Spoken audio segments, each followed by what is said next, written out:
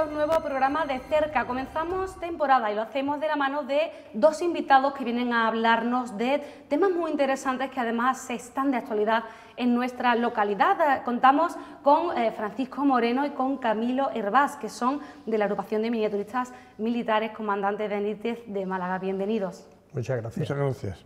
Como digo, es un tema de actualidad aquí en Alhaurín el Grande, porque ahora mismo hay una exposición que le quedan pocos días, por cierto, de estar expuesta, y valga la repetición, de miniaturas militares. ¿Qué significa una agrupación de miniaturistas militares? Bueno, pues una agrupación es reunir a gente que tenemos una afición en común que es la historia, la afición de manualidad, de hacer algo con las manos, y unido pues una afición pues a nuestro ejército, a nuestra historia, pues a todo ello. Entonces lo que pretendemos es agrupar a estas personas que tienen esta inquietud y mostrarnos al público en general, ¿no? Pues el motivo generalmente de esta agrupación de miniaturistas. ¿Cuál es el perfil de una persona que tiene en su casa un montón de miniaturas militares? ¿Cómo es una persona en su día a día? ¿Es una persona normal? ¿Es una persona que está todo el día investigando? ¿Cómo es? Pues es una persona normal, una persona, pues, con mi caso, trabajador, trabajando 8 horas todos los días, de lunes a viernes, y luego por las noches pues queda ese ratito de intimidad en la cual pues siente uno su vena artística y de creación y se pone a hacer estas cosas, ¿no? Hago a estudiar la historia, ver libros, ver documentación, documentarse y estudiar un poco la uniformidad del soldado, la época, el entorno, y de ahí pues transformar y hacer ya pues el tema de la miniatura en sí, ¿no? Porque nosotros, aparte de todo, las fabricamos, las hacemos, no son generalmente, no compramos la miniatura estándar que está en el mercado, sino que son creaciones nuestras. Entonces es como un poco hacer tu hijo, tu propio juguete, tu propia cosa, ¿no?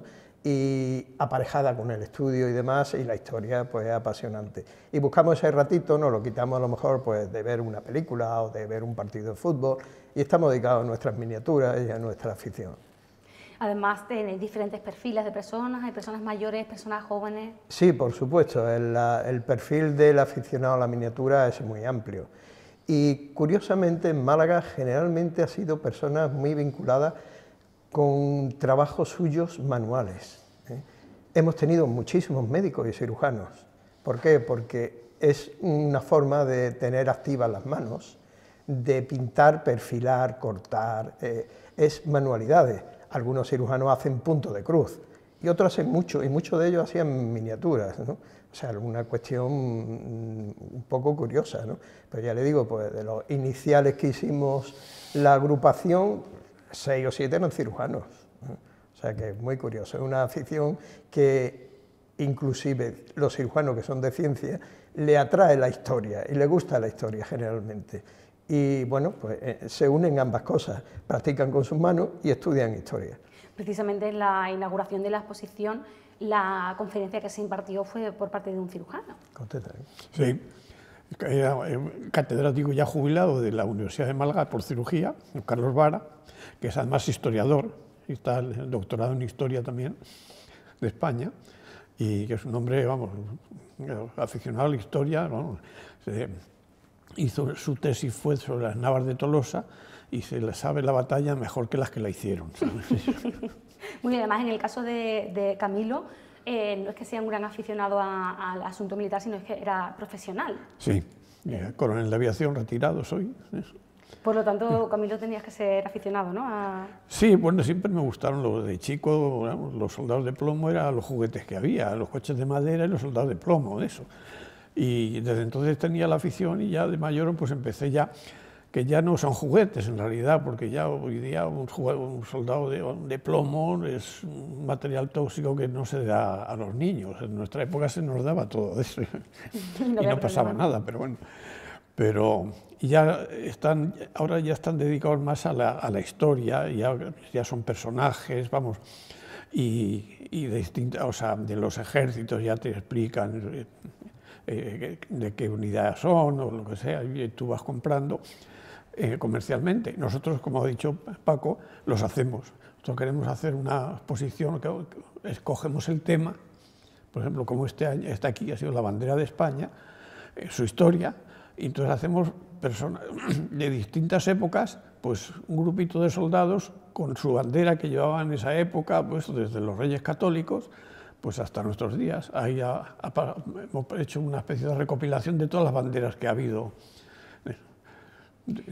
Es muy interesante también el proceso de investigación, ¿no? Decía Paco antes que le gustaba mucho, al miniaturista le gusta mucho investigar. Sí, sí. Creo que es que va íntimamente ligado. Sí, claro, sí, es muy importante además porque ya cuando hacemos un uniforme queremos, y de un hecho puntual, queremos saber exactamente si el uniforme era el correcto, el que tenemos que poner.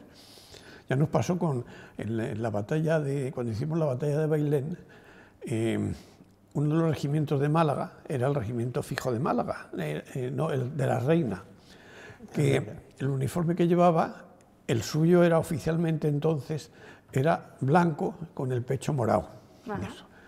Y vamos a hacerlo así, hasta que nos dijeron, no, que mira, que ha salido esto, nos mandaron que ese uniforme no se lo cambiaron a este regimiento cuando se tenía que cambiar, y seguía con el antiguo, que era azul, eso.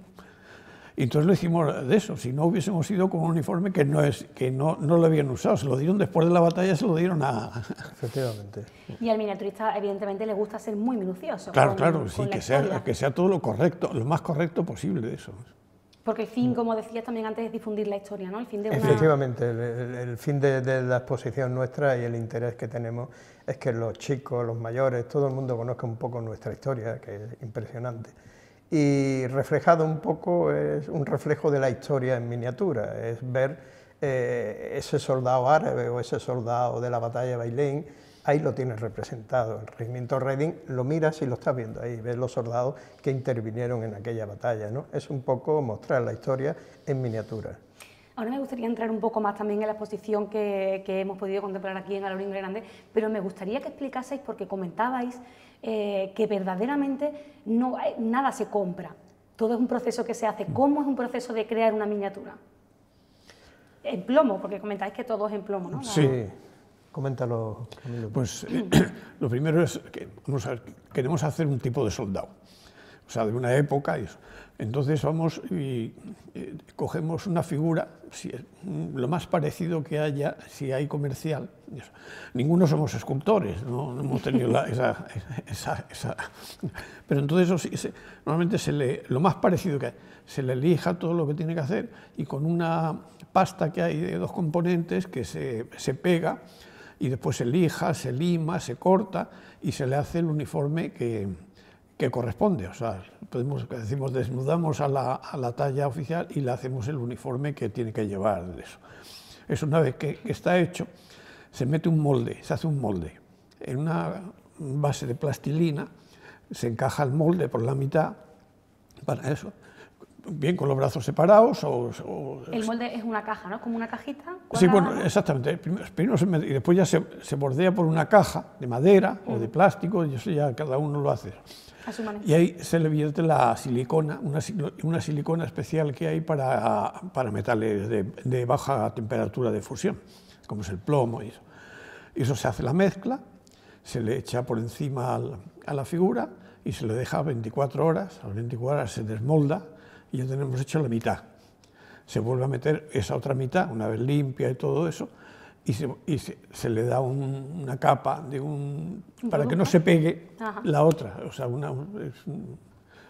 puede ser jabón, puede ser aceite, puede ser vaselina, eso se le echa encima, vuelve otras 24 y ya tenemos el molde hecho. Entonces ya lo que hay que hacer es hacerle los bebederos, los aires para que el plomo entra, si encuentra aire no rellena.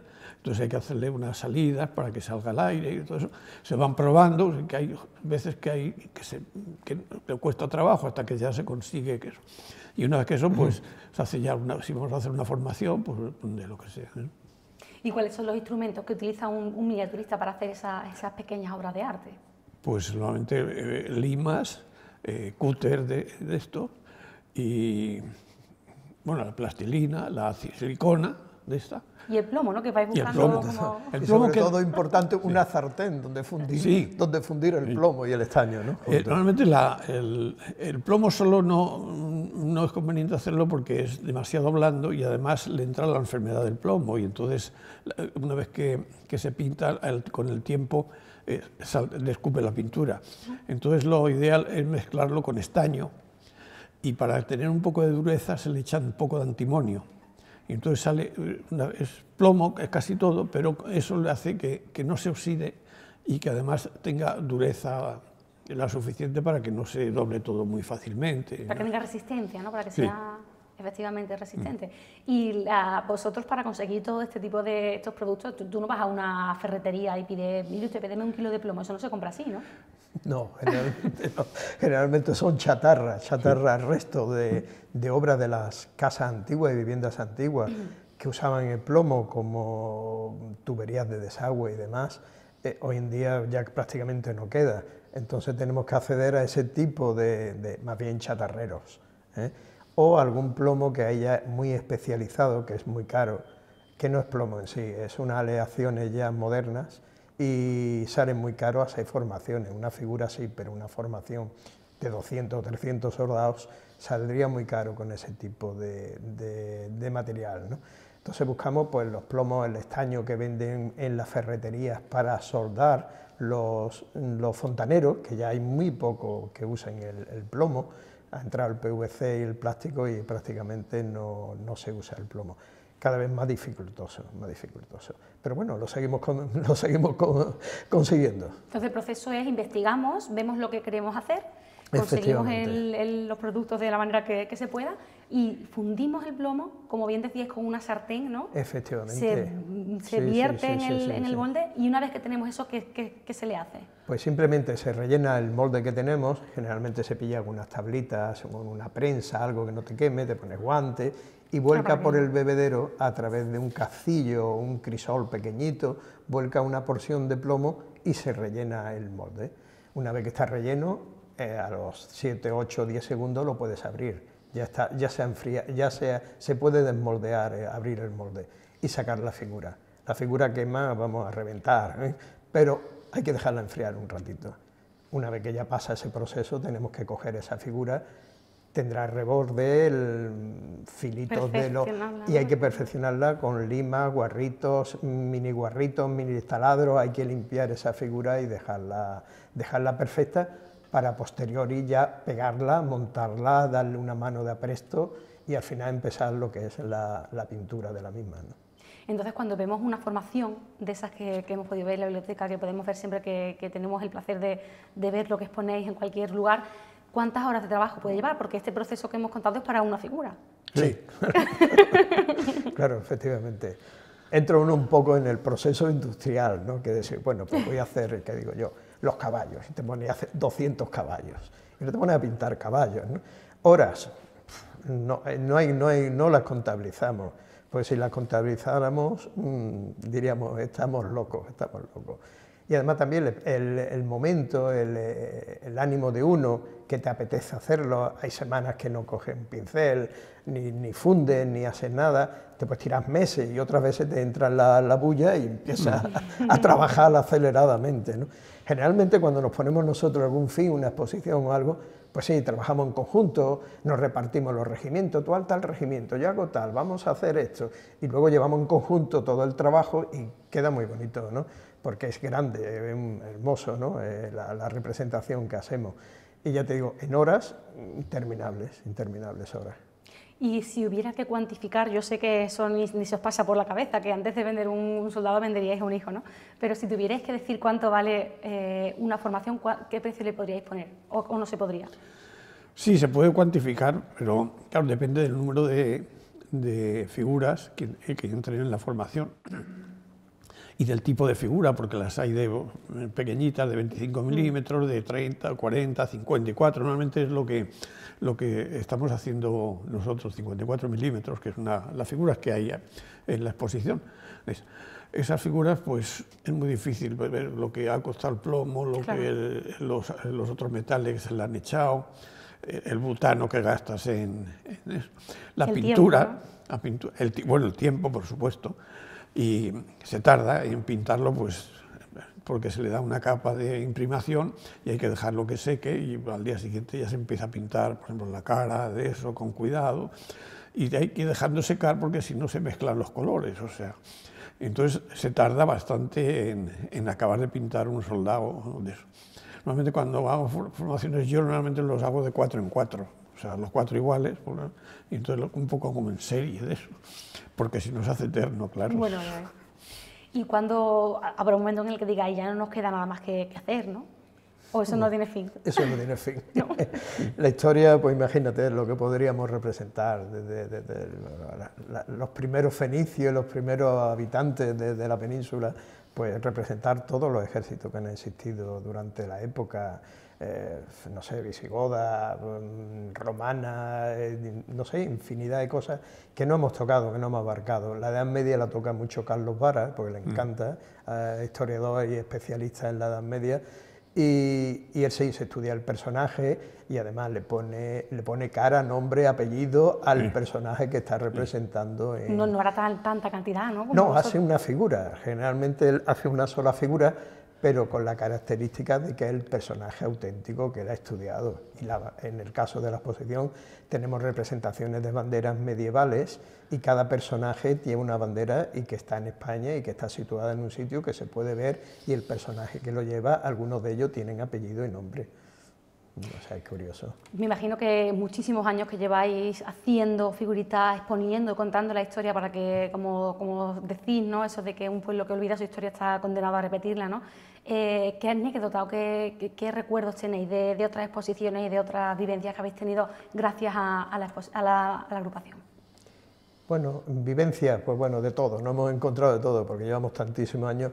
Nosotros la primera exposición que hicimos fue en el año, creo recordar, 85, en el Corte Inglés.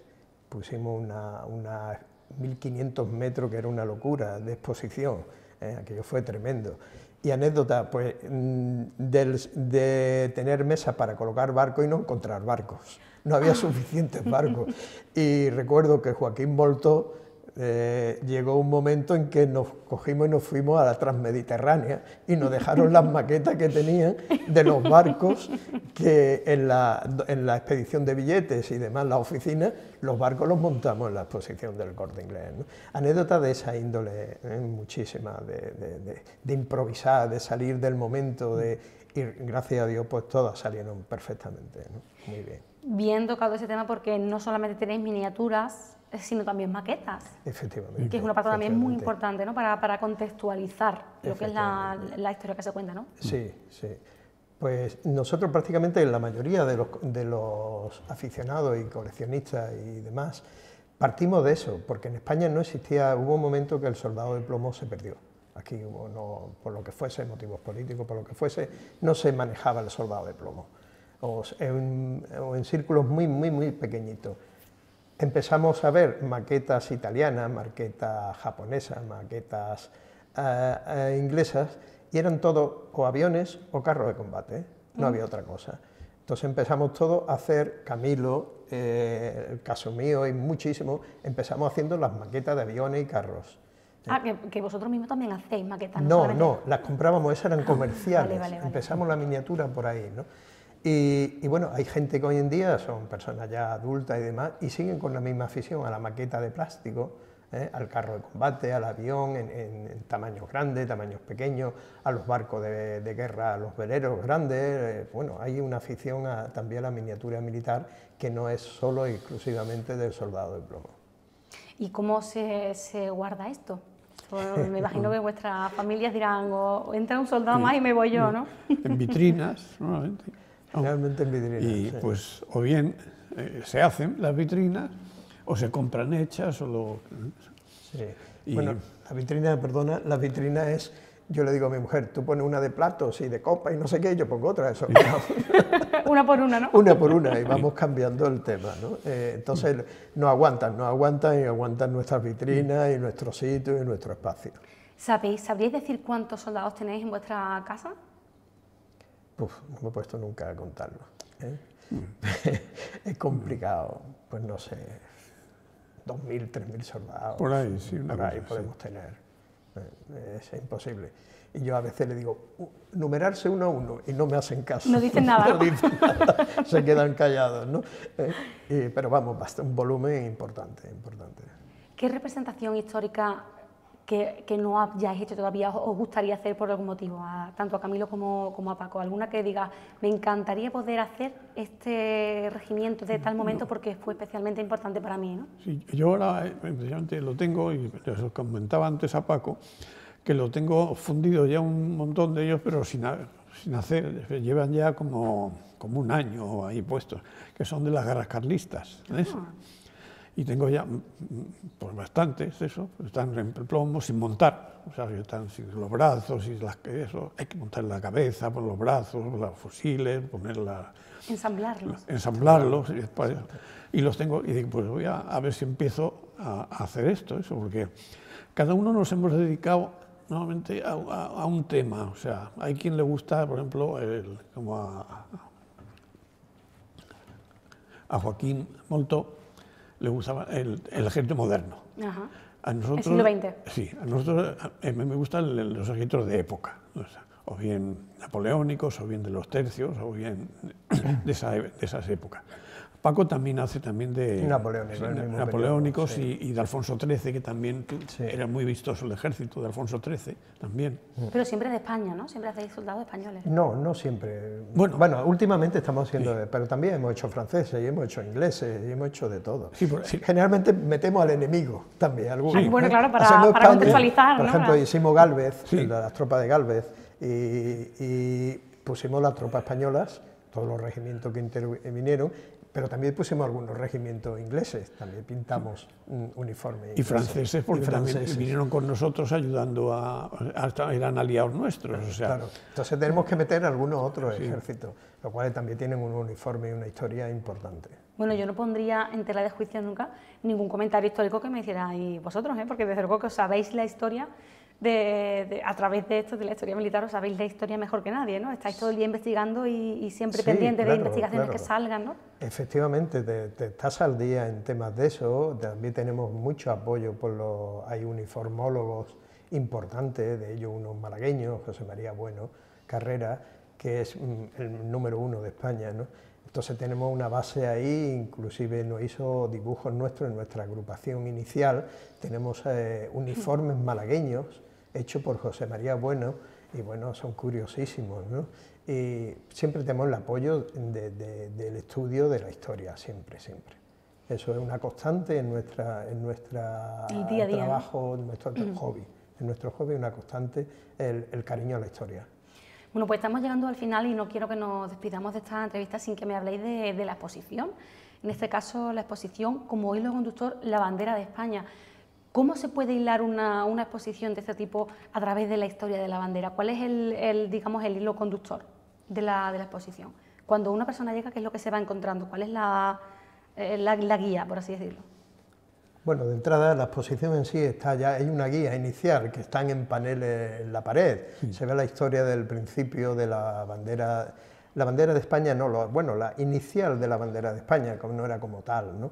Desde los Reyes Católicos eran guiones, eran cosas, y luego a partir de Isabel II ya se crea. Carlos III ya dio las órdenes de la creación de la bandera rojigualda que tenemos nosotros, que era una bandera de la Marina, no era de tierra, del ejército de tierra. Isabel II la hizo ya como enseña nacional, ¿no?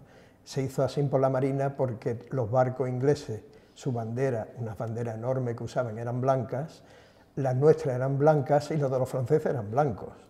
Entonces había confusión y se bombardeaban aliados entre ellos, pues no había ni WhatsApp, ni había nada que pudieran avisarle, oye, que somos aliados, ¿no? Y a raíz de ahí pues se hizo la bandera rojigualda para la Marina, para que destacara sobre las otras. Isabel II ya la creó como enseña nacional, y a partir de ahí en la exposición pues se pueden ver los distintos avatares de la enseña nacional hasta nuestros días, con los escudos que ha tenido y demás, ¿no? Siempre se ha mantenido, salvo el periodo de la República, que estuvo con otro color, con el malva, una de las franjas rojas, se ha mantenido la rojigualda, cambiándose los escudos correspondientes a los distintos periodos. y eso se puede ver en la exposición. Independiente en la representación de miniaturas, están representadas muchísimas banderas, ya banderas regimentales, de los regimientos, de España, bueno, hay ya una amplia representación de banderas españolas. Por lo tanto, se queda una idea clara, ¿no?, de la historia de la bandera con una exposición como esta, ¿no?, un recorrido como este. Sí, por supuesto. Nada más con leerse los paneles ya te vas con una historia aprendida de la bandera fenomenal, ¿no? Y si lo apoyas en los soldados y ves los regimientos, todos ellos llevan su etiqueta, llevan su representación, el periodo en el que es y demás, pues te va completísimo, lleva una visión general de la historia de la bandera de España fenomenal. Muy bien. Fenomenal. Yo no soy objetiva, pero desde luego que la exposición es un gran acierto, muy bien hilada, sí, muy bonita, muy bien montada, como siempre, como todo lo que hacéis. Y sobre todo también quiero resaltar que la exposición está un poco homenaje a nuestro querido amigo Joaquín Moltó. Bueno, pues era su pueblo adoptivo y queríamos hacerla, y por consiguiente doble fin, ¿no? Homenaje a él y homenaje a la bandera. Muy bien, pues muchísimas gracias a los dos por habernos acompañado durante esta noche, una charla muy agradable en la que hemos aprendido de todo, de miniaturismo, de historia y por supuesto de buena compañía. Muchísimas gracias a los dos. Muchas gracias a vosotros. Y a todos ustedes también, muchísimas gracias por habernos acompañado. Volveremos próximamente con más programas de cerca. Hasta entonces.